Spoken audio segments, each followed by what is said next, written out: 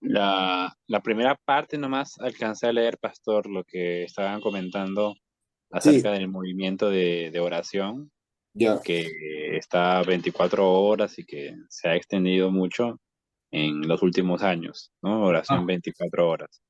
Sobre eso, y la verdad que, como usted comenta, me parece algo genial, ¿no? Creo que cada iglesia no quisiera tener tal vez hermanos comprometidos turnándose para llenar de oración siempre la casa, pero solamente pude leer esa primera parte que estaban comentando. ya. Esto de de la permanencia atendiendo los pedidos de oración, ¿no? Dio también origen a lo que es las maratónicas que se transmitían por enlace, ¿no? Enlace televisión, que era una, como una maratón, ¿no?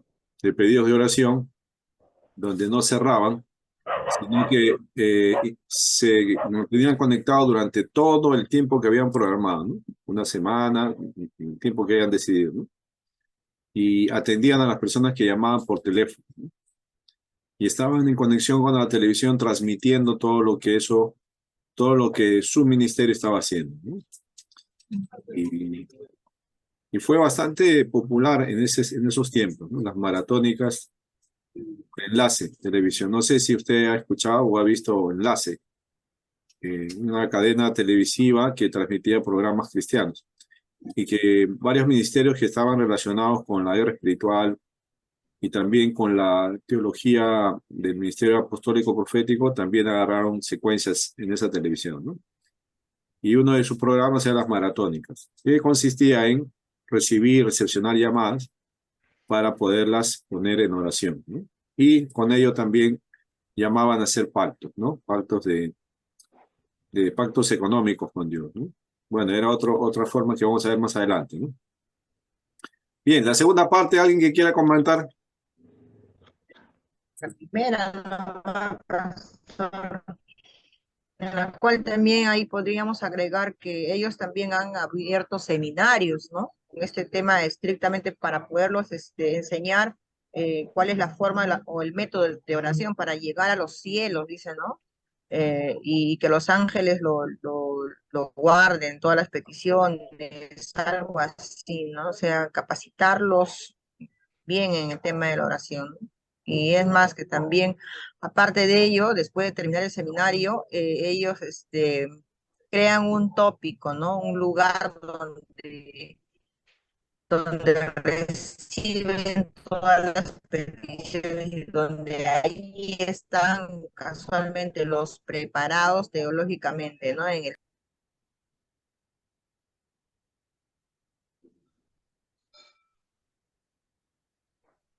Hermana Aide, Sí, pastor, ya, parece que sus señales, la mía o la suya, creo que es. no se escuchó bien, la mía debe ser. Entrecortado. Ah, ya.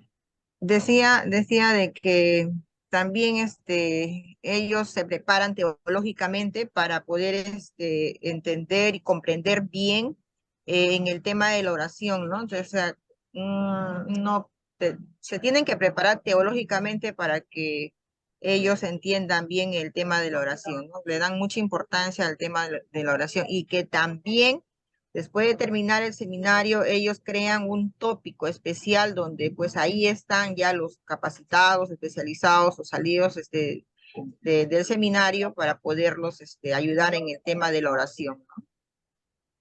Ya, sí, efectivamente. Y también en la segunda parte habla de variedades radicales de oración, ¿no? O sea, algunas formas novedosas o nuevas, digamos así, que se empezaron a usar en en esta propuesta de oración, ¿no? Por ejemplo, hay algunos títulos que empezaron a usar, ¿no? Como el de intercesión de nivel estratégico, ¿no? Otros, por ejemplo, el perdón de los pecados de las naciones, ¿no? Eh, el derribo de fortalezas, ¿no? El arrepentimiento identificatorio, ¿no? O sea, hubieron bastantes términos que iban usando para darle una variedad de tipos de oración con los cuales trabajar esto, ¿no? Entonces la oración ya no era una sola oración, ¿no? De intercesión o de petición, sino tenía un objetivo más específico, ¿no? Por ejemplo, la oración por el perdón de los pecados de las naciones, ¿no? O sea, oraban para que Dios perdone el pecado de las naciones. Y como vimos, ellos hacen un mapeo, pues, ¿no? Un mapeo territorial, ¿no? Entonces, por ejemplo, una nación puede haber caído en una situación donde el evangelio no puede progresar, ¿no? No puede avanzar el evangelio porque esa nación hay pecados, ¿no? De esa nación que no se han puesto a cuentas con Dios, ¿no? Entonces, la propuesta de los guerreros de oración o de la guerra espiritual es que intercedamos por la nación para que Dios perdone el pecado de la nación, ¿no? Y para descubrir cuál es el pecado de la nación, hay que hacer pues un mapeo territorial y ver, ¿no? Qué pecados están aún ahí vigentes en esa nación, ¿no? Por ejemplo, en nuestro caso, pues, ¿no? En nuestro caso, cuando vinieron, ¿no? Porque estos exponentes de la guerra espiritual, del ministerio apostólico profético, han venido varias veces acá, ¿no? Al Perú a hacer sus campañas, ¿no? Y recuerdo que una de las oraciones de este tipo, ¿no? En una de esas conferencias que hubo, era justamente identificar cuál es el pecado en el Perú, ¿no? ¿Por qué el Evangelio no puede avanzar de una manera como en otros lugares, ¿no? Y descubrieron pues que en su mapeo territorial descubrieron pues que acá habitaban espíritus de idolatría antigua, ¿no? Que es un tipo de pecado, ¿no? Que estaba gobernando o rigiendo en el Perú, que eran manifestaciones pues cúlticas ah, antiguas, ¿no? Del tiempo del incanato, antes de la conquista, ¿no? O sea, el pueblo en el Perú, nuestro país, nuestra cultura, ha sido siempre una cultura que ha demostrado una religiosidad, ¿no? Ah, en sus diferentes formas a través de la historia, ¿no? Las culturas pre-incas, ¿no? Luego la cultura inca, ¿no? Tenían diferentes expresiones religiosas y adoraban pues la creación, ¿no? Y esa idea, esa idolatría de ese tiempo, aún para los guerreros espirituales, aún todavía sigue vigente, pero con otras caras, ¿no? Con otras facetas, ¿no? Pero está presente todavía, ¿no? Aún se ofrece un tributo a la tierra, ¿no? Se ofrece un tributo a estas divinidades, ¿no? Que de alguna manera siguen vigentes, según los guerreros espirituales, ¿no? Y que se pidió perdón a Dios por la nación, ¿no? Porque la nación aún sigue en ese pecado, ¿no? Eh, Ese tipo de oración, pues las maldiciones generacionales también viene de acá, ¿ya? Las maldiciones generacionales, donde la idea es que los pecados de los padres pasan a los hijos, ¿no? Esa es la idea de acá, ¿no? Entonces hay que orar para romper esas maldiciones generacionales. O sea, por ejemplo, los pecados del padre son heredados por los hijos. Esa es la postura de estos grupos de guerra espiritual, ¿no? O sea, hay personas que están recayendo en algunos pecados, entonces hay que hacer su mapeo familiar. Hay que hacer su mapeo familiar para ver los antecedentes de su padre, de su abuelo, de su bisabuelo, ¿no?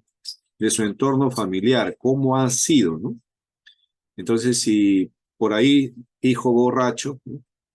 Padre borracho, abuelo borracho, entonces hay un espíritu, no sé, según los guerreros espirituales, hay un espíritu que está siendo parte de la herencia familiar de esa persona, ¿no? Entonces, ¿por qué hay esa persona está practicando ese pecado de la borrachera? ¿No? Porque no se ha cortado esa maldición, ¿no? Y si no se corta, los hijos de esta persona también serán borrachos, ¿no? Porque hay una transmisión, algo como la genética, ¿no?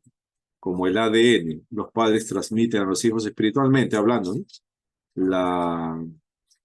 La maldición del pecado, ¿no? Entonces hay que cortar eso haciendo una oración, ¿no? Entonces eso de ahí viene de aquí, ¿no?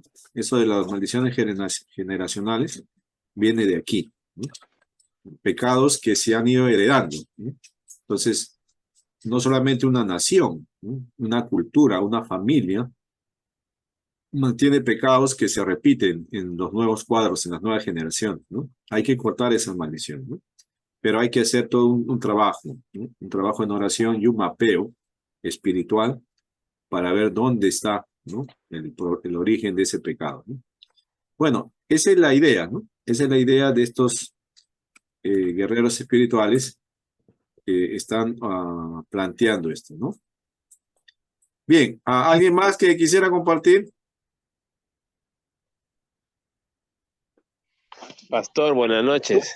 Buenas noches, adelante, por favor. Sí, pastor, todavía estoy llegando a mi casa. Sí, ya. Sí, pero solamente quería recalcar que, bueno, el autor, ¿no? Está contando, porque no es su testimonio, ¿no? Ujú. Cuando entró a este grupo y empezó, pues, como comenta al inicio, se habla sobre la oración, ¿no? Le da un hincapié muy importante a la oración, ¿no? Y es ahí que a través de la oración es que él recibe un, como que de manera, Dios le habla, ¿no? A él, ¿no? Y le dice que tiene que formar, pues, el tema de la guerra espiritual, ¿no? Y él lo conversa con su esposa. Entonces ellos ahí empiezan, ¿no? También, cabe recalcar que ya ellos enfatizan ya en la oración, ¿no? La oración hacia la gente que no conoce a Cristo, la oración hacia la iglesia, la oración hacia los individuos nuevamente, ¿no? Y ya empiezan a ver el tema de la guerra espiritual, ¿no? Ahí es cuando también ya se puede ver ahí también que ellos ya empiezan a hablar de que la lucha, ¿no? Entre los dos poderes, ¿no? De el espíritu de Dios y las tinieblas, ¿no? Pero en realidad, aquí hay que enfatizar porque en realidad, como lo explicó usted en la clase pasada, no es que luche Dios contra las tinieblas. No, eso no puede suceder porque Dios es el creador, ¿no? Y nosotros, que somos la creación, no somos.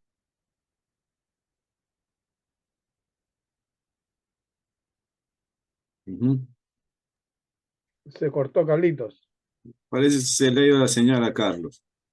Mm, Está llegando a su casa ya. Ya, está bien, seguramente va a llegar y ya se va a conectar mejor. Sí, bueno, está contando Carlos un poco el testimonio del autor, ¿no? Cómo se inicia este deseo, ¿no? De empezar esta propuesta teológica evangelística de la guerra espiritual, ¿no? Bueno, todo tiene su comienzo, pues, ¿no? Todo movimiento, ¿no? Todo movimiento tiene su comienzo, ¿no? Cómo se inicia, ¿no? En este caso, ya el autor comenta un poco su testimonio, cómo él empieza a tener interés en esto, ¿no? A través de lo que le ocurrió, ¿no? Bueno, casi todos los movimientos son de la misma manera, casi tienen las mismas características, ¿no? El movimiento pentecostal nace de la misma manera, ¿no? Con una experiencia en la calle, una calle en Estados Unidos, una iglesia en la calle, ay, se me olvidó el nombre de la calle, calle Azusa creo que es, no sé si ustedes recuerdan, ¿no? Mm, eh, Igual, ¿no? Un grupo de personas orando reciben los dones, ¿no? Los carismas del Espíritu Santo y empiezan a manifestar evidencias, ¿no? De esos carismas y hay un avivamiento grande, pues, ¿no? Porque incluso dice que se quedaban semanas enteras en los parques, muchas personas, ¿no? Ahí, sentadas para escuchar las predicaciones y para ser parte de esa comunidad, ¿no? Y así poco a poco va surgiendo el pentecostalismo, ¿no? Es un movimiento, ¿no? Que siempre tiene el comienzo como una experiencia, ¿no? En este caso, el autor tiene una experiencia con Dios, ¿no? Y donde recibe estas instrucciones, ¿no? Por ejemplo, otro que también empezó un movimiento, ¿no?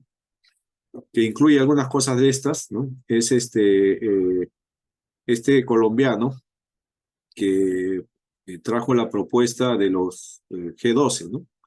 El grupo de los 12, que también tuvo bastante impacto en Sudamérica, ¿no? Sobre todo en Colombia, y acá en Perú también llegó, ¿no? Y una de las iglesias que adoptó este modelo del G12 es la iglesia Huaviva, ¿no? Que ahora ha comprado el Coliseo de Mauta.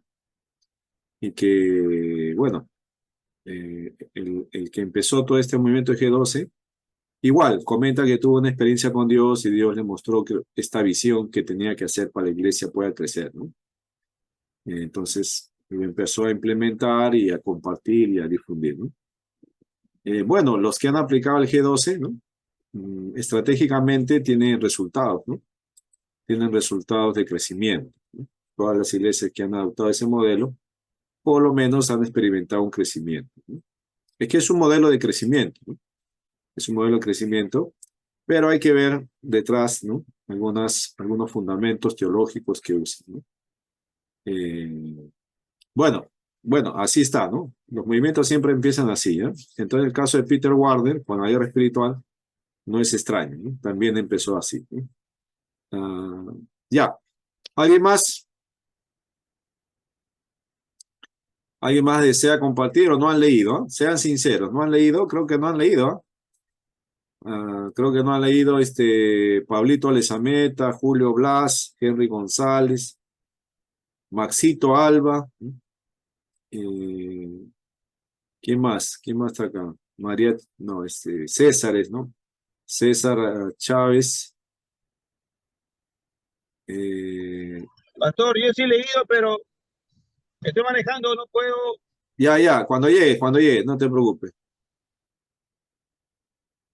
¿Quién más no ha leído? Ven. Bueno, pues Yamir, Girón, no tampoco, ¿no? Bueno, tienen que leer, pues, hermanos, ¿ah? Si no, ¿cómo podemos avanzar, no? Eh, no es muy larga la lectura, eso se le demora, pues, 15 minutos, 20 minutos máximo, ¿no? Una lectura, digamos, para conocer un poco. ¿Sabe por qué es importante que usted lea? ¿No? Porque eso va a nutrir su conocimiento. Y usted va a tener en algún momento algo que hablar de esto, ¿no? Porque estas teologías contemporáneas todavía no han pasado, ¿no? No están en la historia todavía, ¿no? O sea, aún siguen vigentes, ¿no? Entonces, ¿cómo conversar, ¿no? con alguien de este tema si es que no lo conozco bien, ¿no? Si no lo conozco bien, ¿cómo podría yo conversar en un ambiente reflexivo, ¿no? Un ambiente teológico, académico, ¿no? Buenas noches, ya llegué. Ya llegó Caldito, ¿no? Entonces, por eso es importante que usted lea, ¿no? Yo les doy una información breve, no les doy toda la información, ¿no? Y complementamos con la lectura, pues la lectura complementa, ¿no? Ahora, la lectura que les he dejado no es una lectura que está cuestionando la guerra espiritual, sino al contrario, es una lectura donde el mismo expositor de la guerra espiritual está desarrollando todo su pensamiento teológico, ¿no? Para conocer, pues, ¿no? De primera mano qué es lo que están pensando, ¿no? Ya luego nosotros poder analizar, ¿no? Y ver en qué coincidimos y en qué no, ¿no? Muy bien, entonces por esta vez les paso, ya la segunda vez, la próxima vez ya no les paso. Les pongo de arranque al que no ha leído su calificación, ¿no? Y no hay guerra espiritual que pueda ayudarle, ¿eh? De frente su Pastor, calificación por lectura. las disculpas del caso, pastor. Personalmente, yo no pude porque estaba recibiendo medicina, pastor, porque estaba con dengue y recién me estoy recuperando, pastor. No que obviamente uno tiene reposo absoluto me mandaron. Así que, Dengue, pastor, la disculpa del caso, pastor. dengue te daba, Max. Ay, ay, ay, te ha picado el mosquito. Sí, pastor, tú con fiebre, casi como 3 días con fiebre y con diarrea. Estoy Ah, sí. flaquito, pastor. Tiene que Bueno, estar a dieta 2 semanas a dieta. No, bueno, no solo yo, pastor, sino también mi hijo de 3 añitos también estaba con los mismos síntomas. Así que ya, tenía que cuidarlo también, pastor. sí, pues hay que cuidar la casa, ¿no? También limpiar, pues los mosquitos creo que están en ambientes húmedos, hay que tratar de esas cosas, ¿no? Y pastor, acá en el lugar donde yo estoy viviendo es Chocofán, pastor, aquí todo es sembrío de arroz, pastor. Ay, ay, ay. Todo aquí es sembrío de arroz y todo es húmedo, las tierras, todo es húmedo y hay un montón de mosquitos aquí, pastor. Hay que poner Entonces, mosqueteros pues en las ventanas para que en la noche. ese, sí, pastor, pero usted sabe que el mosquito pica donde no lo ves. Sí, sí, sí, esos son intrépidos, son los mosquitos. Bueno, Max, está bien, ya, pero ya te va a pasar para la próxima semana te pregunto, no hay No, problema. Sí, pastor. Semana Bueno, pasada sí estábamos atentos, pastor. para los que no han leído, bueno, tienen todavía otra semana para leer, ¿no? Voy a darle oportunidad para que lean. Yo sé que usted quiere leer, tiene su ánimo de leer, ¿no? Pero a veces pasan cosas, ¿no? Pero hay otra semana, ¿no? Para poder leer lo que corresponde a la clase de ayer, de la semana pasada y lo que corresponde a esta clase de hoy, ¿no? Después de terminar la clase, hay una lectura que complementa lo que vamos a exponer, ¿ya? Entonces, no se olvide. Ah, y no es mucho la lectura, no es muy pesada la lectura que les dejo, ¿no? Podría dejarles más, pero más o menos considero sus ocupaciones, su trabajo, su familia y todo. Entonces, de a poco, ¿no? Ya usted por su propia cuenta ya tomará interés en profundizar más, ¿no? Bien, entonces vamos a exponer ahora el tema el tema que nos toca ahora, que vendría a ser la teología de la prosperidad, ¿no? La teología del dinero. Entonces, vamos a ver qué es lo que proponen estos teólogos y vamos a analizar juntos en qué coincidimos y en qué no coincidimos, ¿no? Porque todas estas teologías pues parten de una reflexión bíblica, ¿no? Lógicamente ellos buscan sustento en la Biblia, ¿no?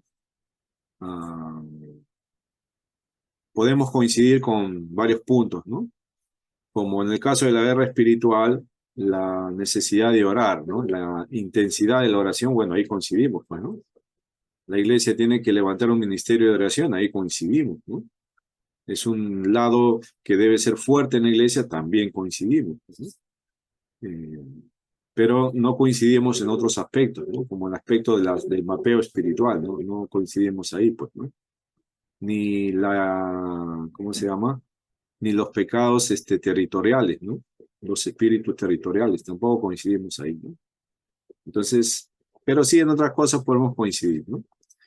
Porque también estos teólogos forman parte de la confesión evangélica, cristiana evangélica, ¿no? Solo que están trayendo posturas, ¿no? Nuevas, que en algunos casos a veces no coincidimos, ¿no? Vamos a ver la teología de la prosperidad, que es lo que ellos proponen. Ahora, no se olvide que la guerra espiritual es una propuesta teológica para la evangelización. ¿Ya? Es una teología que busca crecer o que la iglesia crezca en la evangelización, ¿ya? O sea, ¿cómo hacer para que mi iglesia pueda crecer en número, ¿no? Conquistar almas?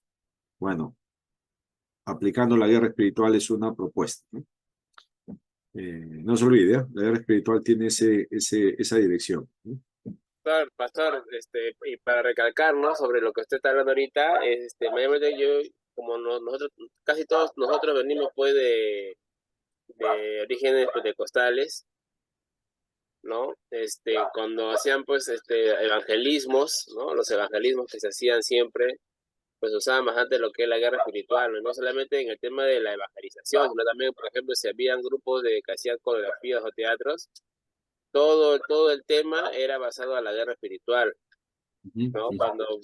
Cuando se disfrazan, ¿no? De personas de luz, de demonios, ¿no? Y todos los famosos teatros de guerra espiritual, ¿no? Siempre hay eso en esa clase de evangelismo, ¿no? Yo recuerdo que una ocasión nos fuimos a Cerro Pasco, casi a Ullón, y fuimos pues preparamos teatro de guerra espiritual, ¿no? Allá, ¿no? Cuando parece que había, y siempre se utilizaban esos medios, ¿no? De evangelismo, es lo que quería recalcar. Ya, Y siempre también, cuando se sale a evangelizar, pues siempre tiene que haber alguien intercediendo, un grupo intercediendo, no se queda interceder. claro. Bueno, ahí definitivamente nosotros coincidimos, ¿no? Que la oración tiene que acompañar lo que la iglesia hace, ¿no? Definitivamente, ¿no? Por ejemplo, cuán bueno sería que mientras el pastor está predicando los domingos, ¿no? En el púlpito, o se está orando por los enfermos, o se está intercediendo por alguien, haya un grupo en un ambiente, en una sala, un cuarto, ¿no? Dentro de la iglesia que está orando permanentemente durante el culto, ¿no? Para que Dios toque el corazón de las personas, ¿no? Derrame su sanidad, salvación, reconciliación, ¿no? Esto de orar por las cosas, ¿no? Fue una de las claves del éxito de la iglesia en Inglaterra en el ministerio de Charles Spurgeon. No sé si usted ha escuchado a este predicador inglés, el príncipe de los predicadores, Charles Spurgeon. ¿Ha escuchado el nombre de él? Claro, esos son Ya. los predicadores, que predicaba más de un montón de personas, dice, en su iglesia. Sí, 1734, vivió 58 años. Vivió. ajá, joven nomás, ¿ah? ¿No? Sí. Y bueno, y él pues en la iglesia donde ministraba y predicaba, los domingos dice que habían colas para entrar, ¿no? Tipo los conciertos donde la gente hace colas, ¿no? Así que los periodistas se inquietaron, ¿no? Por saber qué es lo que pasaba en ese lugar, por qué la gente hace cola, pues, ¿no? Para ingresar, ¿no? Hasta que fueron a ver, pues, ¿no? Y preguntar qué es lo que está pasando ahí, pues, ¿no? Y le dijeron que era una iglesia y que la gente quería ir, esperar para entrar y escuchar las predicaciones. Entonces, le van a entrevistar al predicador, a Charles Spurgeon. Y le dice, pero usted, ¿cómo hace para que tanta gente quiera venir a escuchar, pues, ¿no? Entonces, él dice que les lleva a un lugar, ¿no? Dentro de la iglesia. Era un cuarto, una habitación, ¿no? Que estaba al lado del auditorio, donde le enseña que hay ahí 30 personas, ¿no? Que estaban orando. Mientras él predicaba, 30 personas oraban para que el Señor lo use, ¿no? Durante todo el tiempo que duraba el culto, ¿no? Entonces le dijo, ahí está el por qué la gente viene, ¿no? Porque hay 30 personas cada vez que se levanta la iglesia para predicar, ¿no? O se abre la iglesia para predicar. Entonces, la oración es definitivamente un arma muy poderosa, ¿no? Entonces hay que saberla usar y tomar los modelos, ¿no? El apóstol Pablo dijo escudriñar todo, ¿no? Y retener lo bueno, ¿no? O sea, hay que leer todo, ¿no? Hay que analizar todo, aprender todo y bueno, tomar las cosas que consideramos que son útiles, ¿no? Y las demás dejarlas ahí, ¿no? Bien, vamos a ver ahora la teología de la prosperidad, qué es lo que dice, ¿ya? Y vamos a compartir y usted a ver qué piensa, ¿no? Cómo podemos dialogar sobre esto, ¿eh? Me voy a compartir la pantalla para hacer uso de una pequeña presentación. Y luego ya llamamos la lista. Antes de ir al descanso, llamamos la lista. Hay algunos alumnos que se conectan ¡puc! Y se desconectan. No sé qué pasará con su internet, qué será. No permanecen conectados de comienzo a fin, ¿no? Bueno, y el problema es la cámara siempre, ¿no? Que no la pueden prender, ¿no? Ya, a ver, ¿se ve la pantalla? No. Ahorita no. Ahí recién, ya, ahora sí. Ya, ahora sí. Ya. Muy bien, teología de la prosperidad, ¿no? Esta teología también apareció en todo ese movimiento de teologías, ¿no? Que acompañaron lo que se conoce dentro de del despertar de los avivamientos como la tercera ola, ¿no? Bendecido. Así es, ¿no? De la tercera ola, ¿no? De los avivamientos, ¿no? La primera ola, ¿no? Fue el pentecostalismo, ¿no? Cuando apareció el movimiento pentecostal, la primera ola del avivamiento de la iglesia, ¿no? La segunda ola es cuando aparece, pues, la renovación de la alabanza, ¿no? La renovación de la alabanza. Y la tercera ola es esto de la teología de prosperidad, guerra espiritual, movimiento apostólico, profético, ¿no? Y todo lo que acompaña eso, ¿no? Guerra espiritual y todo eso, ¿no? Entonces, la teología de la prosperidad nace en esa tercera ola con una propuesta bastante particular, ¿no? Vamos a ver un poco de qué trata esto, ¿no? Primero, ¿cómo entendemos la teología de la prosperidad, ¿no? Fíjese en una pequeña definición, una explicación sencilla, ¿no? Dice, se entiende por teología de la prosperidad al hecho de que los cristianos, como hijos del rey, tienen derecho a apropiarse, reclamar los diversos beneficios de Dios relacionados con lo material, riquezas abundantes, ¿no? Entonces, ¿cuál es la lógica de esta teología? Es que en nuestra nueva condición de cristianos, de hijos de Dios, también somos herederos de todo lo que nos corresponde como hijos, ¿no? Y en un sentido real, hijos del rey. Hijos del rey. Entonces, como hijos del rey, tenemos el derecho, ¿no?, a apropiarnos o reclamar los diversos beneficios de Dios, ¿no? Y no solo beneficios de índole espiritual, ¿no?, sino de índole material, riquezas abundantes. Está hablando de bienes, riquezas y dinero, ¿no? Está hablando específicamente de esas bendiciones, ¿ya? De esos beneficios que Dios tiene también, ¿no? O sea, no solamente Dios tiene bendiciones espirituales, sino también Dios tiene bendiciones materiales que se plasman en bienes, riquezas y dinero. Esa es más o menos la idea de la teología de la prosperidad, ¿no? Entonces, el creyente no llega a tener esas cosas materiales, uno, porque no lo sabe, ¿no? Dos, porque no lo reclama. Y tres, porque no está preparado, ¿no? Su mente no ha sido acondicionada, preparada para esto, ¿no? Entonces él tiene, el creyente, para los de la teología de prosperidad, tiene un chip que hay que cambiar, ¿no? Hay que poner un nuevo chip. Y ellos lo van a proponer. Ahora fíjese, avanzamos uno más, ¿no? Uno más. ¿Cuáles son las presuposiciones de esta teología, ¿no? Vamos a ver, ¿ya? Primera presuposición. La prosperidad económica es un canon para medir la fe, ¿ya? Entonces quiere decir, en otras palabras, ¿no?, que una persona próspera económicamente es una persona de más fe. Por el contrario, una persona que tiene poca prosperidad económica, pocas riquezas, bienes y dinero, ¿no?, es una persona de poca fe.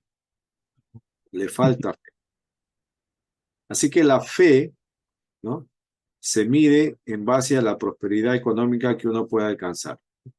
Mientras más prosperidad económica, más fe se puede evidenciar en la persona, en el creyente, ¿no?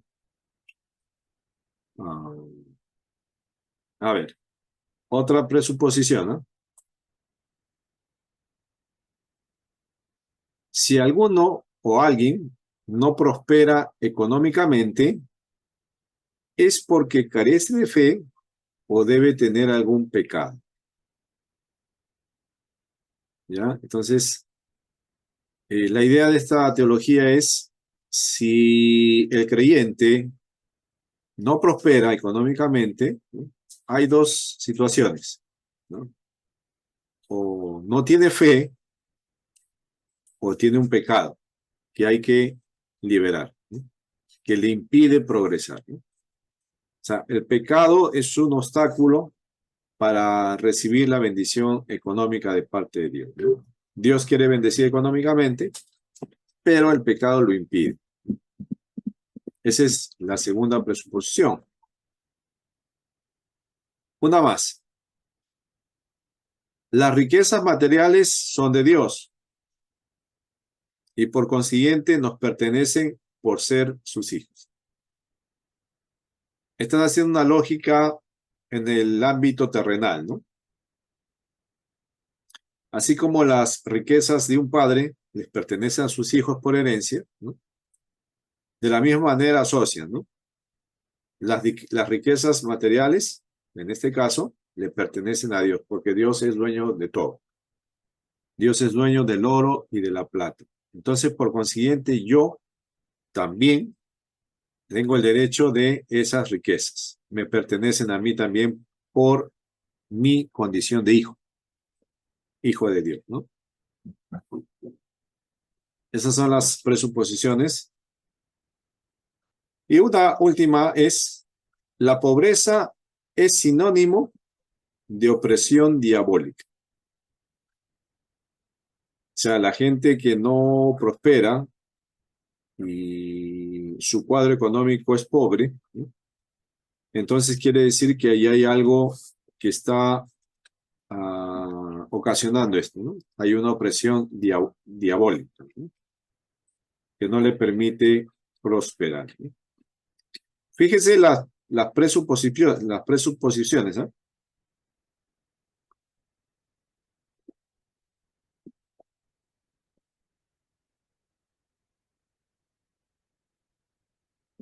Ahora, vamos a ver cómo funciona esto de la teología de la prosperidad, ¿no?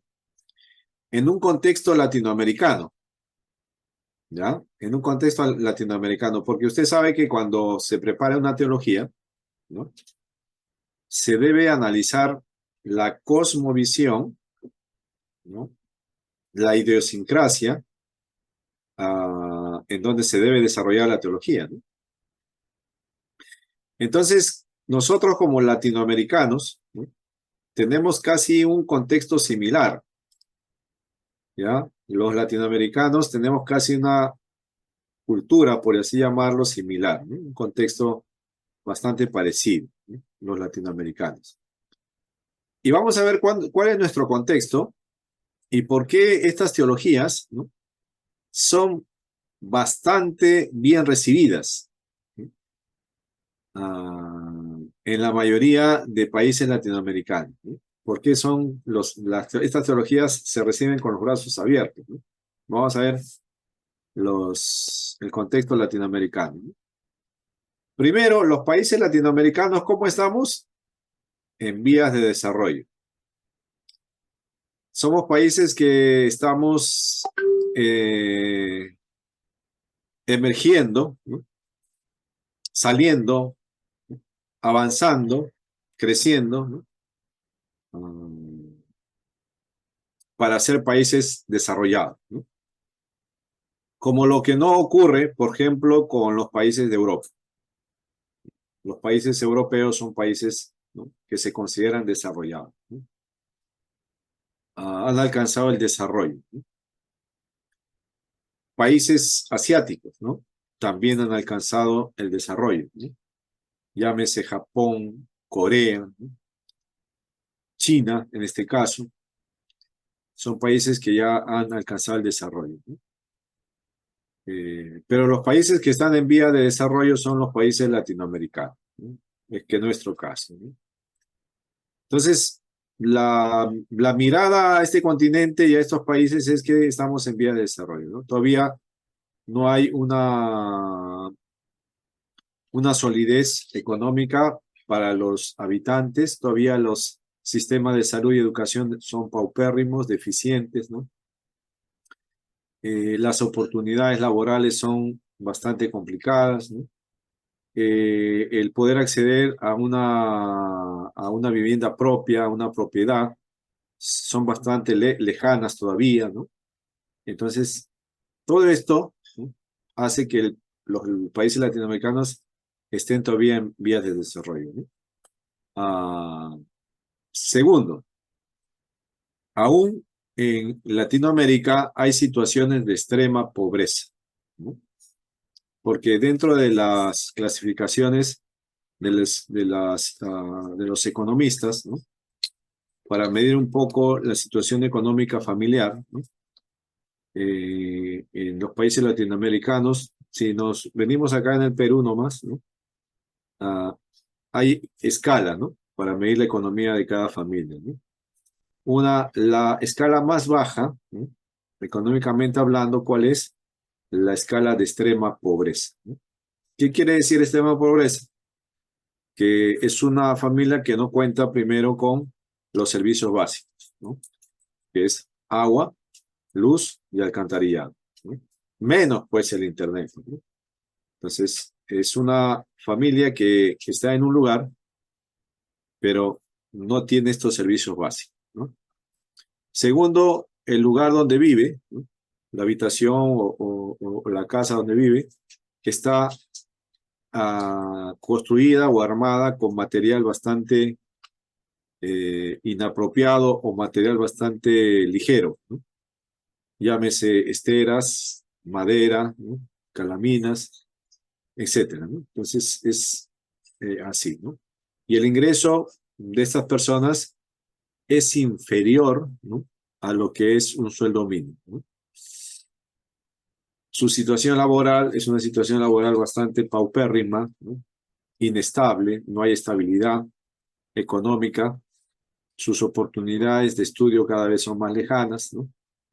Entonces, esa es una situación de extrema pobreza que hay en los países en vías de desarrollo, ¿no? ¿Hay extrema pobreza? Sí lo hay, ¿no? Entonces, ¿dónde vamos a encontrar estos cuadros? En los países latinoamericanos, ¿no? En cuanto a las economías de esos países, no son economías emergentes, ¿no? Son las economías que están diseñando o analizando, ¿no?, organizando cómo ayudar a despegar económicamente, ¿no? Son economías que están creciendo o están tratando de crecer, ¿no? Mira el contexto latinoamericano. Fíjese bien, ¿no? Estamos haciendo un análisis. Antes de entrar a la parte teológica bíblica, estamos haciendo un análisis del contexto, ¿no? Para entender, pues, ¿no? Para comprender por qué las teologías, en este caso de la prosperidad, ¡pum!, fue bien recibida con los brazos abiertos, pues, ¿no? Muchos se apropiaron de estas teologías. Hasta ahora se está difundiendo esta cosa, ¿no?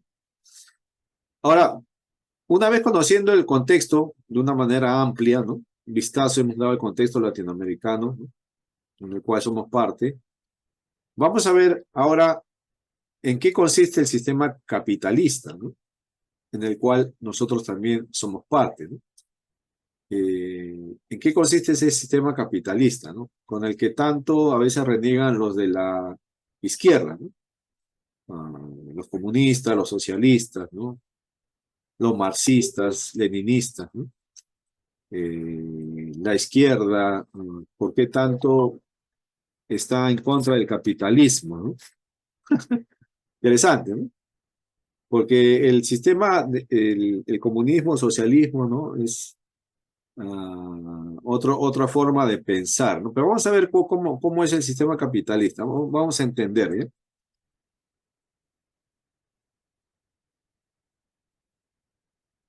Antes de ver los errores, vamos a un redito, me he avanzado mucho. Ya. ¿En qué consiste el sistema capitalista, ¿no? El sistema capitalista consiste, ¿no?, en ayudar a las personas a que sean fuentes generadores de riquezas. Ese es el sistema capitalista, ¿no? O sea, ayudar a las personas a que sean sujetos o fuentes generadores de riquezas, ¿no? A diferencia del comunismo, ¿no? El comunismo o el socialismo lo que espera es repartir riquezas a los que son parte de esa nación, ¿no? El capitalismo, en cambio, estimula, impulsa a que las personas sean generadores de riqueza, ¿no? De diferentes formas, ¿no? Lo contrario al comunismo, ¿no? El comunismo es dar para que las personas se sirvan de lo que hay, ¿no? O sea, como la figura paterna, ¿no? Sostener a los hijos, ¿no? En el capitalismo es ayudar a que los hijos despeguen, ¿no? Y sean autogeneradores de riqueza, ¿no? Y no sean dependientes de los padres. El comunismo crea una dependencia, ¿no?, para que la población dependa de lo que el Estado les da, ¿no? Esa es la idea, ¿no? En la mayoría de países, bueno, latinoamericanos, funciona el sistema capitalista, ¿no? Este sistema mayormente está en los países europeos y también en Estados Unidos, ¿no? Por eso es que las naciones son generadores de riqueza y pueden disminuir sus índices de pobreza, ¿no? Y pueden desarrollar como nación, ¿no? Entonces, ese es el sistema capitalista, ¿no? Entonces, la idea es que ayudes a las personas a que sean generadoras de riqueza, ¿no? Ahora, viendo el contexto latinoamericano, el sistema en el cual nosotros nos movemos, ¿no? Entonces, quiere decir que la propuesta de la teología de la prosperidad, ¿no?, es, en pocas palabras, ayudarte, ¿no?, empujarte, enseñarte que tú puedes llenarte de riquezas, ¿no? Tú puedes llenarte de riquezas. Y son riquezas que necesitas por tu situación, ¿no? Tú puedes llenarte de riquezas, ¿no? Esa es la idea. Ahora, vamos a ver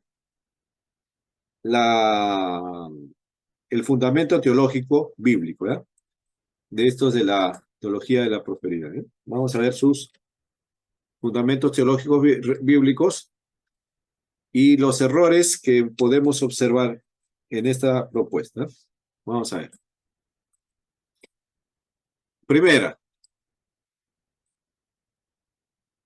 Ahí está.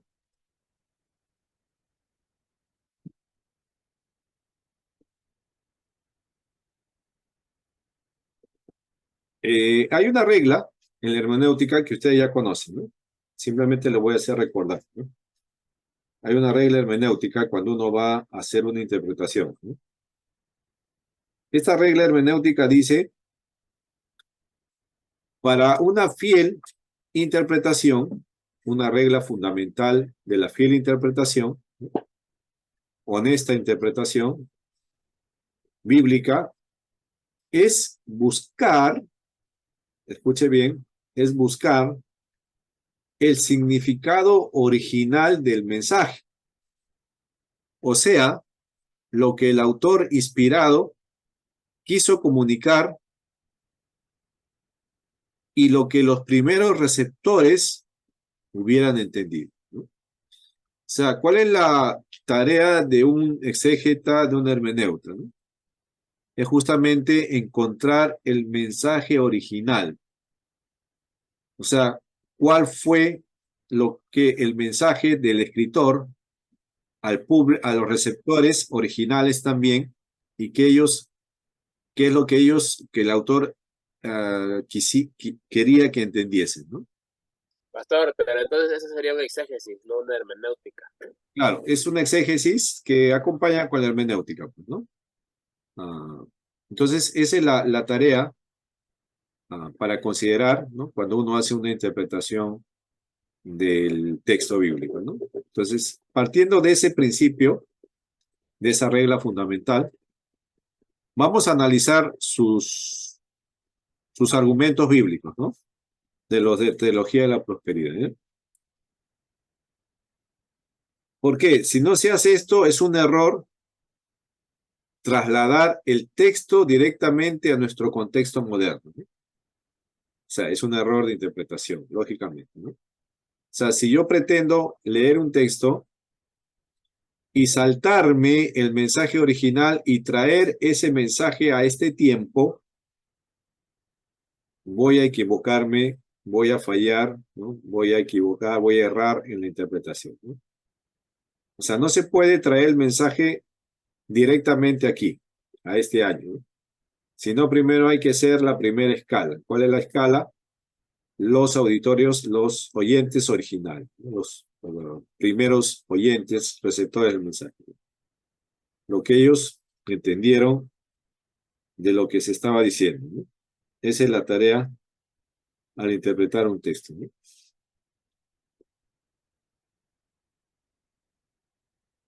Ya es una regla importante, ¿eh? Tiene que considerar eso. Entonces vamos a ver.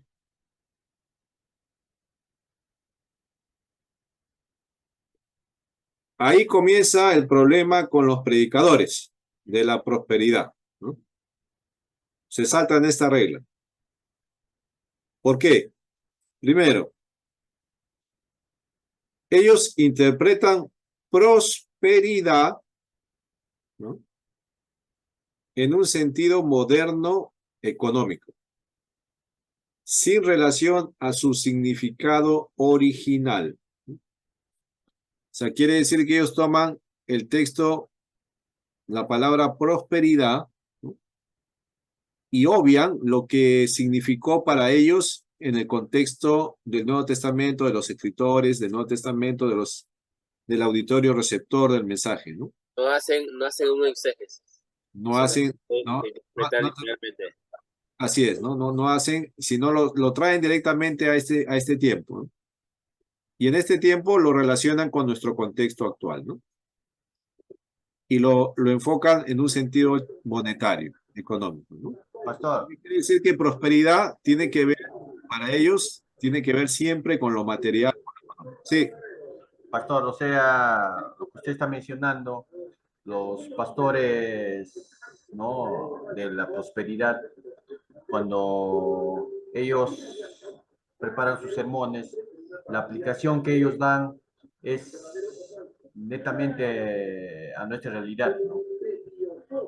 Ah, el se lo, concepto, perdón, lo hacen su aplicación a nuestra época, a nuestra realidad, ¿cierto? claro, lo traen hacia acá directamente sin considerar lo que quiso decir el autor originalmente, ¿no? Yo les voy a hacer un ejemplo. ¿Me entienden, hermanos, lo que estoy hablando? No, o estoy de Sí. repente hablando y no entiendo. No, sí, pastor, le comprendemos ¿Sí? correctamente. Por ejemplo, ¿no? Les voy a hablar un ejemplito, vamos a hacer un ejemplito ahorita. Vamos a hacer voy a dejar acá un ratito, porque esto es importante, ¿ya? Para que ustedes puedan analizar una teología, un pensamiento. Ah, fíjese, ¿ya? Voy a poner un texto, ¿ya? Voy a poner un texto bíblico de 1 de Corintios, ¿ya? 1 de Corintios 6. ¿Ya?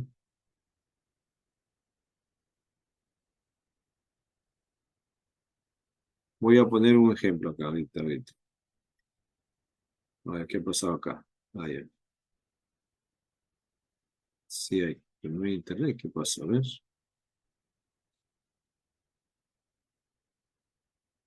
Voy a abrir acá el centro.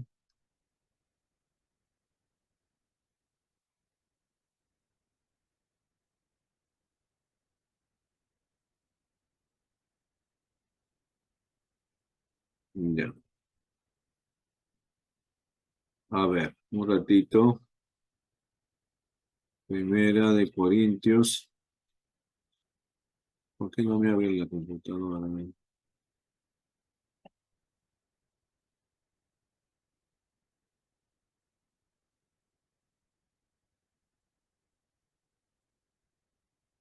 Ya, ahora sí, ya está. Se me movió.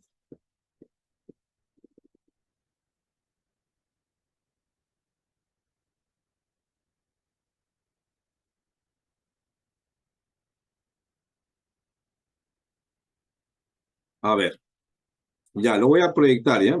Vamos a hacer un pequeño ejercicio con ustedes, ¿eh? De este tema, ¿eh? Para que podamos entender un poco mejor.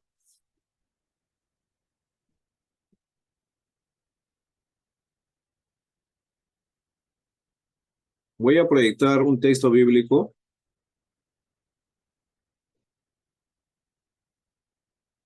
y vamos a ver cómo es lo que los de la teología de prosperidad hacen, ¿no? Y cuál es su error en este caso que estamos mirando, ¿no?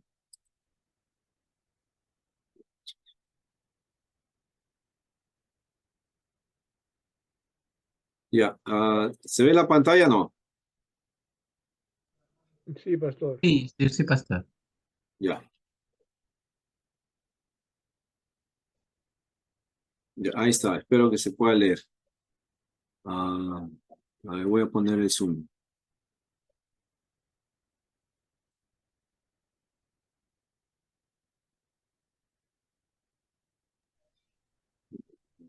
¿Se lee el texto o no?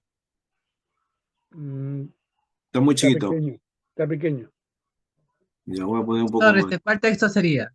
De 1 Corintios. ¿Cuál versículo, perdón? 1 Corintios 6, 12 en Ah, el adelante, 6, 12. Ah, ya todo el del 12 hasta hasta el 20. hasta el 20, sí. Sí.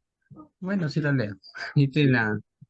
Como tienen ahí sus Biblias. Ustedes tienen Biblia, pues también, pues, ¿no? Son Claro. estudiantes de Biblia, sí. No, está bien, está bien. Sí. Ah, Sí, se ve en la computadora, está bien. Ya, bueno, espero que se vea. Bueno, ahí le dejo, ¿eh? Ya, el texto dice así, ¿ah? Observe. Dice, todas las cosas me son lícitas, mas no todas convienen. Todas las cosas me son lícitas, mas yo no me dejaré dominar de ninguna. Las viandas para el vientre y el vientre para las viandas, pero tanto al uno como a las otras destruirá Dios. Pero el cuerpo no es para la fornicación, sino para el Señor, y el Señor para el cuerpo. Y Dios que levantó al Señor, también a nosotros nos levantará con su poder.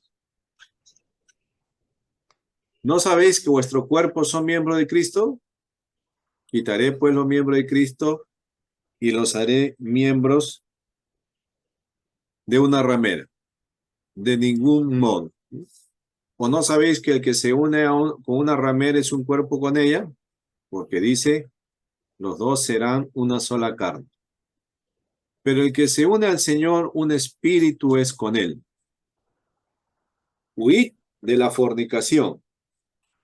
Cualquier otro pecado que el hombre cometa está fuera del cuerpo.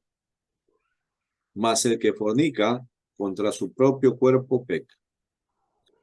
¿O ignoráis que vuestro cuerpo es templo del Espíritu Santo, el cual está en vosotros, el cual tenéis de Dios, y que no sois vuestro?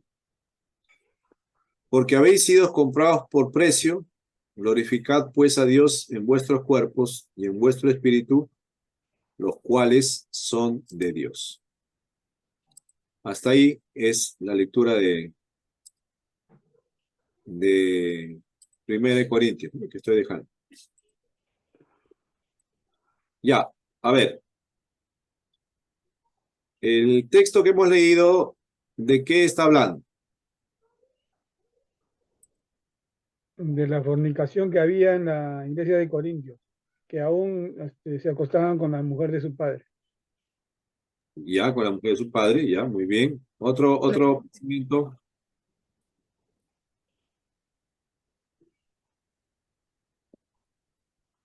También que había ahí idolatría dentro de la iglesia. ¿De idolatría está hablando ahí? ¿En qué parte dice idolatría, hermana?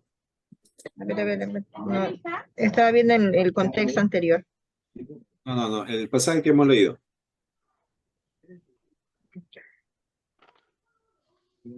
A ver los demás, ¿qué dicen?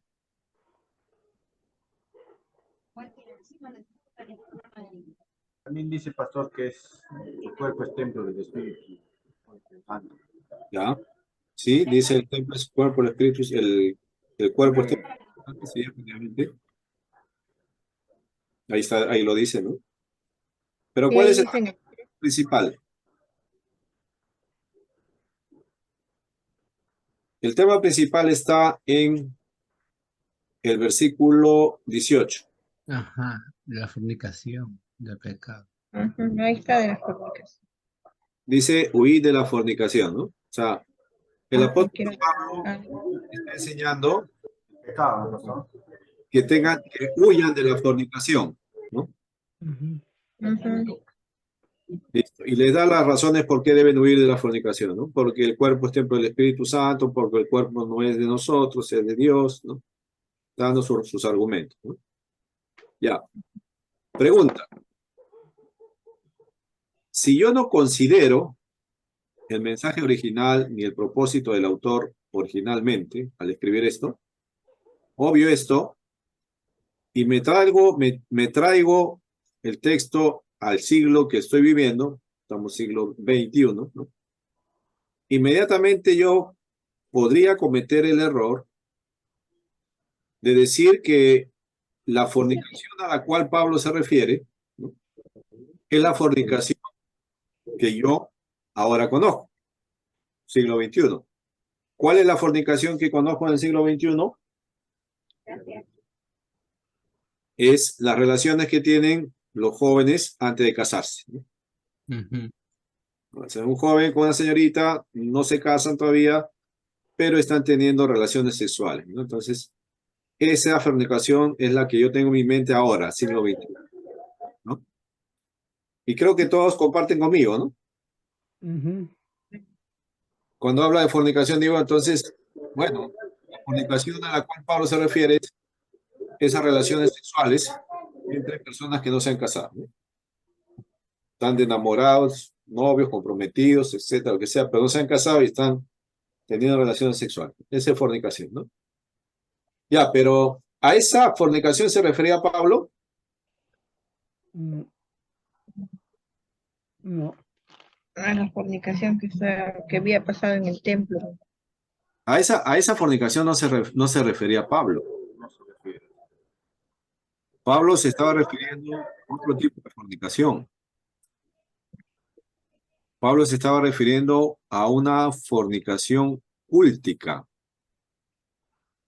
una fornicación dentro de un recinto sagrado, pagano, lógico. Entonces, cuando él dice huyan de la fornicación, lo que está diciendo, salgan de esos recintos donde se practica la fornicación cúltica, o sea, relaciones sexuales con un sentido espiritual de adoración al ídolo. Por eso es que usa muchos argumentos en un sentido espiritual, dice, ¿no? El que se une a una ramera es un espíritu con ella.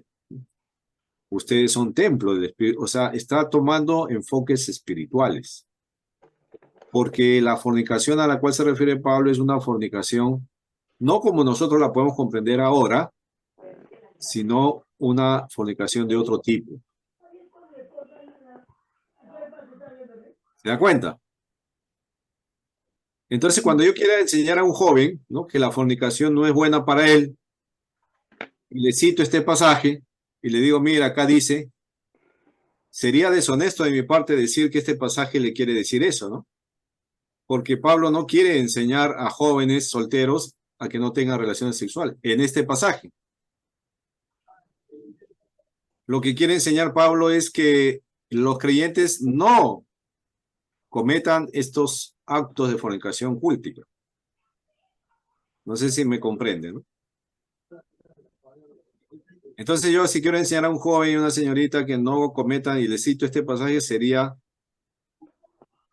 deshonesto usar este pasaje porque este pasaje no enseña de eso, ¿no?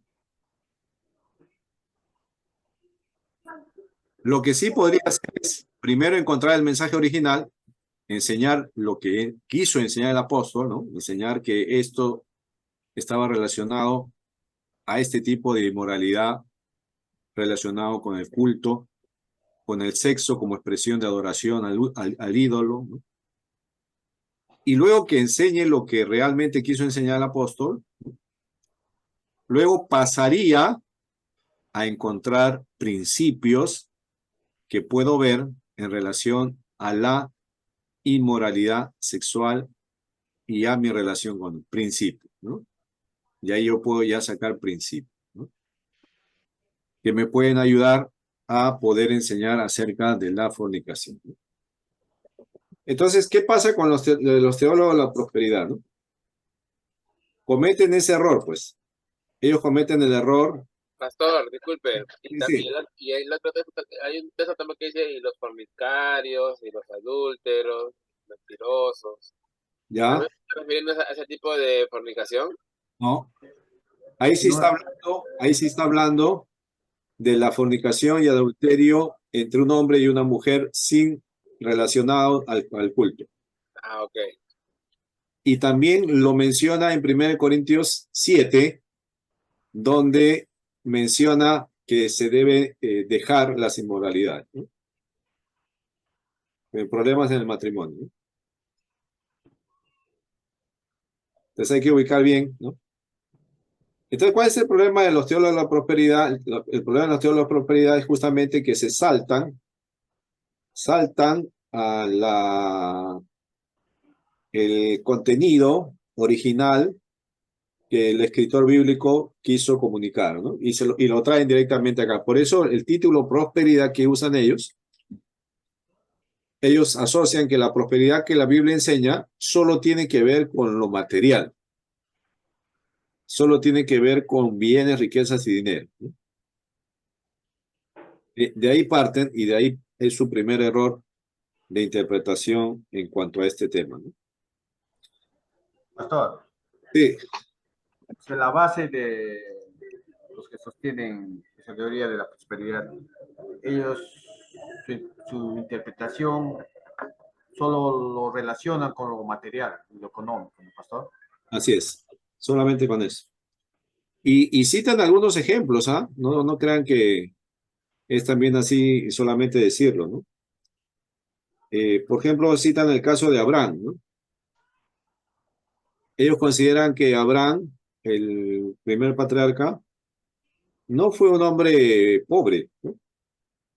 Espiritualmente ni económicamente, ¿no? Él fue un hombre pobre, ¿no? Perdón, fue un hombre rico materialmente, ¿no? Y que Dios lo bendijo con diferentes posesiones, ¿no? Así que ellos sostienen que los hombres de Dios, a través de la historia bíblica, no han sido pobres. Tocan el caso de Abraham, ¿no? El caso de Jacob, ¿no? Que Dios lo prosperó económicamente con todos los ganados, ¿no? A pesar de que Labán le quería hacer la trampa, Dios siempre revertía las treguas de Labán y favorecía a Jacob, y Jacob cada vez se hacía más rico, ¿no? En el caso de Abraham, ¿no? O sea, los patriarcas en el Antiguo Testamento fueron hombres ricos, ¿no? También lo hacen lo mismo con Jesús. Dice que Jesús no era un hombre pobre, ¿no? Tenía cosas costosas, como el manto, ¿no? De Jesús dice que era costoso, ¿no? Y en fin, ¿no? Hay varias cosas que ellos tratan de sostener, ¿no? En relación a la riqueza económica, ¿no? Ya, entonces, el primer error en esta teología de prosperidad es obviar, ¿no? El entendimiento correcto del mensaje original del escritor bíblico, ¿no? Y traerlo directamente a nuestro tiempo, ¿no? Sin considerar lo que el escritor quiso decir, ¿no? Para ellos prosperidad significa solo tener casas lujosas, empresas privadas, exitosas, autos, aviones, ¿no? Eso significa que Dios está bendiciendo, ¿no? Y los que no tienen, pues son tontos, pues, ¿no? Porque pudiéndolo tener, no lo reclaman, pues, ¿no? Esa es la idea, ¿no? O sea, si usted no tiene las riquezas, es porque no las reclama, pues usted está perdiéndose la riqueza, ¿no? Eso es lo que más o menos van por ahí. Ya vamos a ver otro aspecto.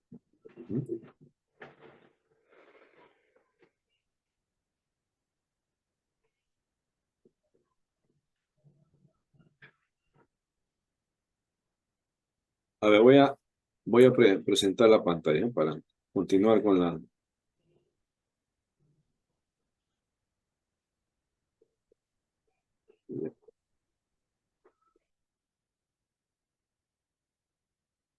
A ver, ahí está. No sé por qué la cámara se me esconde. ¿Usted ven? Sí, pastor, sí se ve. Sí, ¿no? Y yo no lo veo. Bueno, no lo quito. Y ahora sí. Ya, a ver. La Biblia, les hago una pregunta a ustedes, ¿ya? ¿La Biblia reconoce la existencia de la pobreza? Sí, En lo espiritual, pastor, y también en lo material. Ya, entonces hay pobreza. Lógicamente hay pobreza porque la vemos, ¿no? Es innegable, ¿no? Hay pobreza, ¿no? Pero en una situación de fe, de cristiano, ¿no?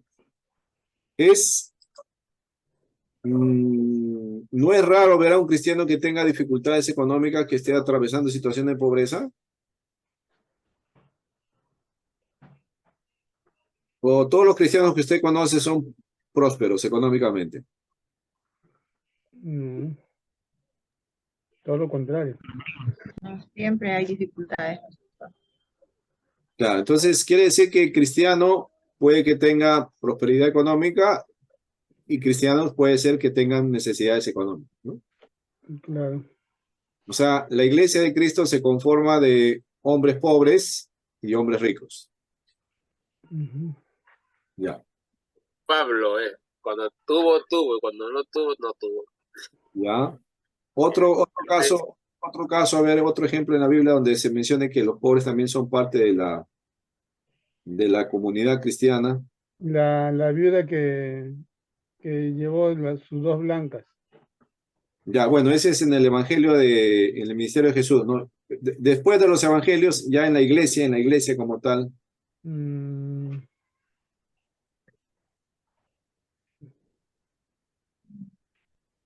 Es importante porque, ¿cómo? Pedro, Ya, cuando el cojo le dice, dame una limosna, le dice, no tengo oro ni plata, no sé, no tenía nada, pero pastor. Ah, lo que tengo te lo doy, me dice, ¿no? ya. No le dio plata, ¿no? No le dio dinero. No le dio dinero. Estaba chihuahua, Pedro, estaba chihuahua. Le dio otro tipo de bendición, ¿no? claro. Le dio una bendición de la sanidad, ¿no? Ujú. Ya. Entonces, quiere decir que el comienzo de la iglesia, ¿no? La presencia de los pobres estaba dentro de la membresía de la iglesia, ¿no? Y una de las labores que tenía la iglesia era justamente socorrer a los pobres, a las viudas y a los huérfanos. Pastor, eso también se puede relacionar con lo que Jesús dijo, que es más fácil que entre un camello por un ojo de un aguja que un rico en el reino de los cielos, ¿no? Porque es más fácil que una persona con necesidad reconozca su necesidad tal, ¿no? Física o digamos real, ¿no? Y espiritual y acepta al Señor, que un rico que tenga todas las comodidades que pueda aceptar al Señor, ¿no? Ya, una aplicación puede ser esa, sí, ya, es válida, sí, sí, también va por ahí, ¿no? Pero estamos identificando que en la Biblia, por lo menos en los libros el libro de los Hechos y en las cartas también, vamos a encontrar la presencia de pobres en la iglesia, ¿no? Mm. Entonces es una realidad que va a acompañar a la iglesia, ¿no? O sea, y que la iglesia está llamada a atender de alguna manera las necesidades, ¿no? También de los pobres, ¿no? Quiere decir que la riqueza no va a ser parte, digamos, la riqueza no es un estándar de vida de los cristianos, ¿no? Y que el que no es rico es porque es un tonto, porque no reclama lo que es suyo, ¿no? O sea, es pobre porque no reclama, pudiendo reclamar su riqueza, no la reclama, por eso es pobre, ¿no? Entonces, no, ¿no? Entonces, la pobreza es parte de la existencia es real la pobreza dentro de la congregación, ¿no? La Biblia reconoce la existencia de la pobreza, ¿no? No solamente o primordialmente como consecuencia del pecado, ni de falta de fe, ¿no? La pobreza no es por eso, vienen por otros elementos. Pastor, pero también hay una bienaventuranza sobre los pobres, pues, ¿no? Bienaventurados los pobres, dicen. Pobres en No es espíritu. de pobre de espíritu. En espíritu. Sí, los pobres en espíritu. Ese es otro enfoque, ¿no? Por ejemplo, cuando Jesús estaba en la casa de Lucas, perdón, en la casa de Lázaro, ¿recuerda? Estaba en la casa de Lázaro, estaba cenando, le habían preparado una cena, luego que lo resucitó a Lázaro, él va a la casa de Lázaro, que era su amigo, se encuentra con sus hermanas, ¿no? Y entra María y le echa el perfume de alabastro, ¿no? Recuerda ese pasaje, ¿no? Le unge sus pies con perfume, ¿no? Sí, Y porque el que reclama, ¿no? El que reclama por qué han hecho ese derroche de dinero, ¿no? Es Judas, ¿no? Judas es Tesorero.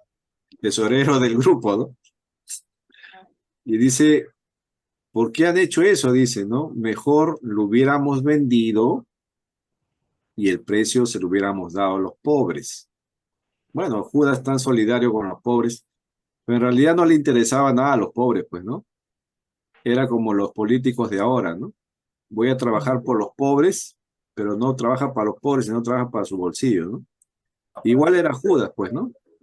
Judas dijo, ¿para qué han hecho eso, no? Yo hubiera sido el defensor de los pobres, el dinero se lo hubiera dado a ellos. Pero él pensaba eso, ¿no? Sino él pensaba, sí, vender el perfume, echarlo a la bolsa, pero de ahí sacarse su parte, ¿no? Porque era ladrón, dicen, ¿no? Ese Judas, ¿no? Envidioso Judas, ¿no? Pero Jesús dijo que no, pues, ¿no? Buena obra ha hecho esta mujer conmigo, ¿no? Me está preparando para mi sepultura. Y además le dijo, siempre tendrán a los pobres y cuando quieran podrán hacerles un bien, ¿no? O sea, Jesús estaba visionando la realidad de las economías en el mundo, ¿no? Y está diciendo que la pobreza va a ser algo que va a permanecer en la humanidad, dentro o fuera de la iglesia. La pobreza va a ser algo que va a acompañar a las sociedades, a las iglesias, ¿no? Quiere decir que la propuesta de esta teología de la prosperidad, ¿no? No encaja con las realidades que se mencionan en la Biblia. Sí, Pablo.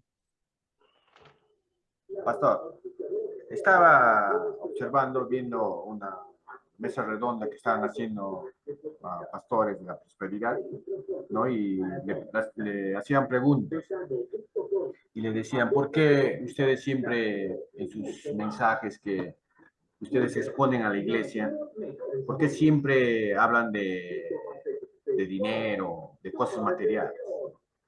Y el pastor le contestó, ¿no? A quien hizo la pregunta, bueno, nosotros somos hijos de un rey. Se supone que no tenemos que predicar de pobreza, sino tenemos que predicar de abundancia, de bendición que Dios nos da a cada uno, a todos sus hijos. Eso es lo que le contestó, pastor. No sé cuál será su... Bueno, ahí tú ya te estás dando algunos presupuestos de la teología de la prosperidad, ¿no? Al decir yo soy hijo de un rey, ¿Qué te quiere decir? ¿Qué te quiere decir, pues, no?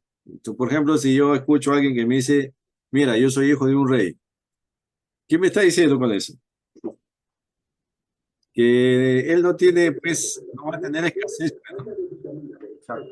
Porque su papá es rey, pues, ¿no? Y como rey, pues, es dueño de muchas posesiones, ¿no? No va a tener escasez de nada. Entonces, por ahí, igual que está eh, metiendo en la mente de esta persona, ¿no? Contestó este pastor cuando le hicieron esa También, pregunta. también dice en el libro de los Hechos, dice, y vendían sus propiedades y sus bienes y lo repartían a todos según la necesidad de cada uno. Ahí está, ¿no? Ajá. El Hechos tema de, 2:45. así es. O sea, había una comunidad que atendía las necesidades de los que no tenían también, ¿no? Ujú. Las viudas que quedaban pobres eran atendidas por la iglesia, ¿no? También. Ujú. Y hasta ahora, hermanos, hay sistemas de iglesias, ¿no? Que atienden las necesidades de los pobres, ¿no? Por ejemplo, Compasión. ¿Qué cosa es Compasión? Es una organización que vela y se preocupa por atender las necesidades de los. Entonces, ahí está, ¿no? La pobreza es una realidad, ¿no? Ahora, no, la pobreza no es consecuencia del pecado, ¿no? Necesariamente, ¿no? O sea, por ejemplo, una persona pobre no es porque esa persona sea más pecadora que otra, ¿no? Porque estamos en la misma condenación, en la misma situación todos, ¿no? Entonces, no necesariamente el pecado es una señal de, una evidencia de pobreza, ¿no? O la pobreza es una evidencia de pecado, ¿no? No necesariamente, ¿no? Eh, entonces, ¿por qué viene la pobreza, no? Son situaciones, ¿no? Contextuales, influencias de malos gobernantes, faltas de oportunidades, ¿no? La ociosidad en otros casos, ¿no? Como dice Salomón, mira perezoso la hormiga, ¿no? Mira cómo trabaja sin capitán ni jefe, ¿no? Que guarda su comida para el invierno. O sea, está enseñando que el trabajo es una forma de poder ayudarnos a salir de las necesidades, ¿no?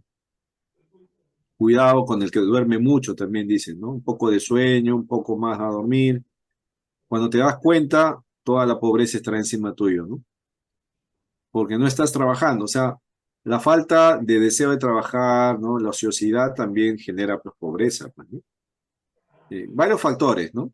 Que pueden llevar a las personas a la pobreza, ¿no? Ah, pero ahí está, ¿no? O sea, la Biblia nos enfoca también que la pobreza es parte de las realidades que vamos a compartir y vamos a tener.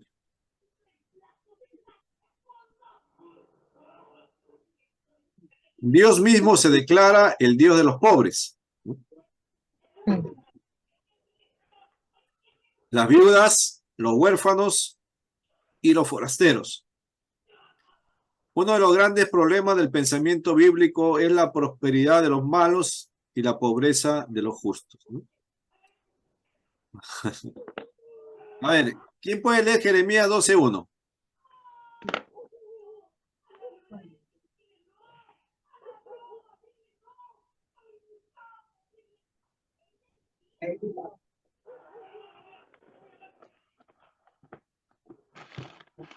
Doce uno. Amén. Justo eres tú, oh Jehová, para que yo dispute contigo. Sin embargo, alegaré mi causa ante ti, para que es, ¿por qué es prosperado el camino de los impíos y tienen bien todo lo que se portan deslealmente? Ya. Amén. Ahí dice que el que es impío, ¿no? Prospera. El camino del impío prospera, ¿no? Y muchas veces hay pobreza en el camino de los justos, ¿no? Sí, es cierto. Entonces, qué contradictorio, ¿no? Con los pensamientos de la teología de la prosperidad, ¿no?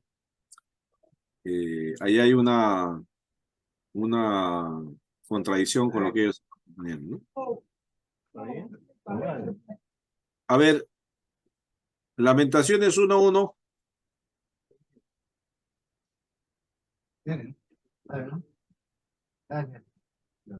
A ver, lee a alguien Lamentaciones 1:1. ¿Cómo ha quedado sola la ciudad populosa? La grande entre las naciones se ha vuelto como viuda. La señora de provincia ha sido hecha tributaria.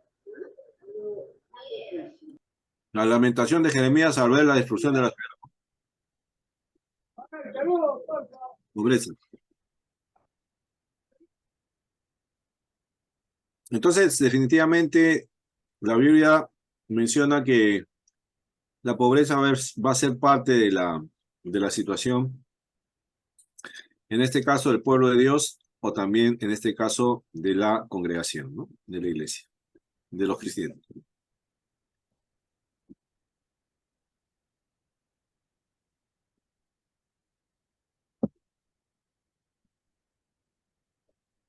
Los profetas del Antiguo Testamento atribuyeron la pobreza no al pecado del pobre, ni su falta de fe, sino a la injusticia de la sociedad. La voz de los profetas del Antiguo Testamento era denunciar a los que estaban gobernando y dirigiendo las naciones. Sobre todo la injusticia, ¿no? Traía pobreza a la sociedad, ¿no? Pobreza a la sociedad, ¿no? Y haciendo un análisis ahora, ¿no? Contextual en nuestro tiempo, en nuestra nación, ¿no? Yo creo que acá también se cumple porque nuestra nación, ¿no? Tiene aún diferentes situaciones de pobreza, ¿no? Dentro de nuestra sociedad, ¿no? ¿Cuál es el factor de la pobreza en nuestra nación, por lo menos, ¿no? La injusticia. La injusticia de los que gobiernan, ¿no? La injusticia, hermano, ¿eh? Dice que el presupuesto que se destina en cada gobierno, ¿no? Para el Ministerio de Salud, por lo menos, ¿no? Y para los gobiernos regionales, ¿no? Dice que si todo eso fuera bien distribuido y bien gestionado, ¿no? Tendríamos un sistema de salud A1, ¿no?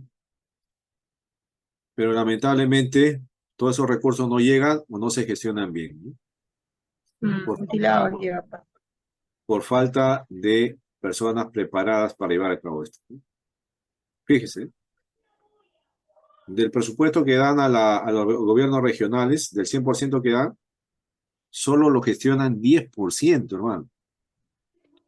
O sea, el 90% o no saben qué hacer o se lo empiezan a repartir, ¿no? Y así no avanzan, ¿no? Devuelven el presupuesto por incapacidad de gestión. Así es. Incapacidad de gestión. Sí. Incapacidad de gestión, o en otros casos se como dice el hermano José Luis, ¿no? Lo tratan de justificar con asesorías, ¿no? Tontas, ¿no? Consultorías. Consultorías, ¿no? O sea, por eso, hermanos, ¿no? Por eso muchas veces es la pobreza de las personas, ¿no? Ahora, fíjese la falta de instrucción también, ¿no? Mire, en Cajamarca, le cuento, ¿ya? Le cuento. En Cajamarca tuve la oportunidad de ir con mi esposa por mi aniversario de bodas. Nos fuimos un viajecito a Cajamarca. Y nos fuimos a la granja Porcor, que es una comunidad, ¿no? Que es bastante conocida ahí en Cajamarca. Les recomiendo, si ustedes quieren viajar, vayan a Cajamarca, bonito esa. Hay una comunidad también que se llama la Granja Porcor, que es administrada, ¿no? Es gestionada por una junta directiva, ¿no? Y en su totalidad son cristianos, todos, los que trabajan en la granja y los que administran y dirigen a esta cooperativa, ¿no? Sin excepción, ¿no? Todos, desde la junta directiva a los que trabajan en diferentes áreas, ¿no? Son cristianos, ¿no? Y tuve la oportunidad de conversar pues con el que estaba de dirigente en ese momento, ¿no? Porque la que me recomendó ir a la granja fue una hermana. De ahí me contactó, ¿no? Me presentó con el dirigente, entonces me dijo, ah, qué bien, pastor, que ha venido, ¿no? Estábamos conversando un poco sobre la granja y él me contó que cuando ellos recibieron ese lugar, ¿no? Como comunidad cristiana para trabajar, el Estado no les dio ni un sol, ¿no? Y el gobierno regional peor, no les dio nada, ¿no? Pero con su organización, su trabajo y con la fe en el Señor, empezaron a desarrollar, ¿no? Empezaron a agruparse, a trabajar con todos los principios de trabajo que la Biblia enseña, ¿no? La puntualidad, la disciplina, ¿no? El orden, la honestidad, ¿no? El respeto, la sujeción, todo bonito, todos los principios laborales, ¿no? Bíblicamente, ¿no? Y empezaron a crecer, dice, Dios empezó a bendecir, ¿no? Y empezaron a desarrollar fuentes de trabajo para más personas, ¿no? Lograron tener su carpintería, fabrican muebles, sillas, carpetas de madera de pino, ¿no? ¿De dónde sacan la madera? La madera de lo que ellos empezaron a sembrar, pinos. Y ahora toda esa zona está forestada de pinos. Cuando llegaron dice que había 5, 6, 10 pinos a lo mucho. Ahora es un valle hermoso, parece Suiza, ¿no? Lleno de pinos. Empezaron a trabajar lo que es la ganadería, ¿no?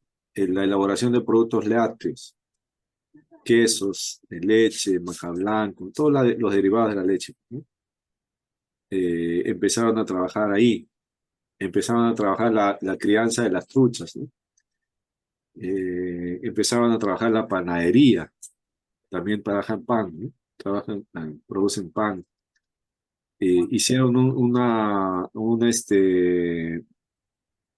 la granja la convirtieron como un atractivo turístico también, ¿no? Hay un zoológico con especies propias del lugar, ¿no? Bonito. Hicieron cabañas para las personas que querían pasar un tiempo de descanso, ¿no? O sea, empezaron a producir diferentes zonas de trabajo para las personas, ¿no? Ahora, en ese trabajo dice que perfeccionaron su tecnología para la siembra, para lo que es el ganado, para la carpintería, cada vez iban modernizando también, ¿no? Y hace una comparación con una comunidad o una cooperativa que empezó casi igual con ellos, ¿no? Es otra cooperativa ahí en Cajamarca, ¿no?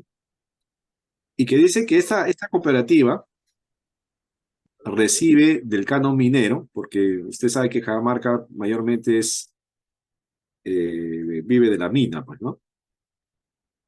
El canon minero sí les dio a esta cooperativa una cantidad de dinero para que trabajen, ¿no? Pero a los de la cooperativa Porcom no, les negaron, ¿no? Y han pasado los años, ¿no? Han pasado varios años, ¿no? Y esta cooperativa ha progresado, ¿no? Ha desarrollado, está bien la cooperativa, ¿no? Y la otra, que recibió apoyo del canon minero, y no es poco, está pero totalmente un desastre. Un desastre, ¿no? O sea, ese es lo que se llama gestión, pues, hermano. Cuando hay una buena gestión, un buen direccionamiento de lo que se quiere hacer, ¿no?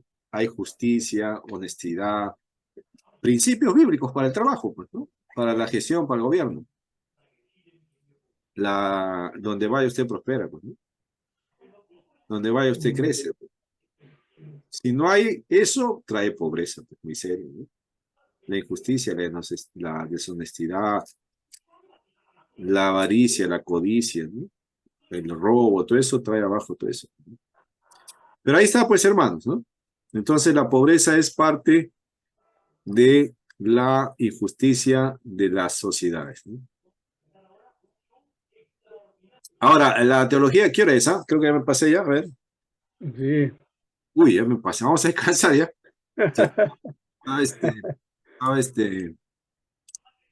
Me había indignado un poco, quería hacer mi charla política, pero bueno, estamos entrando aquí a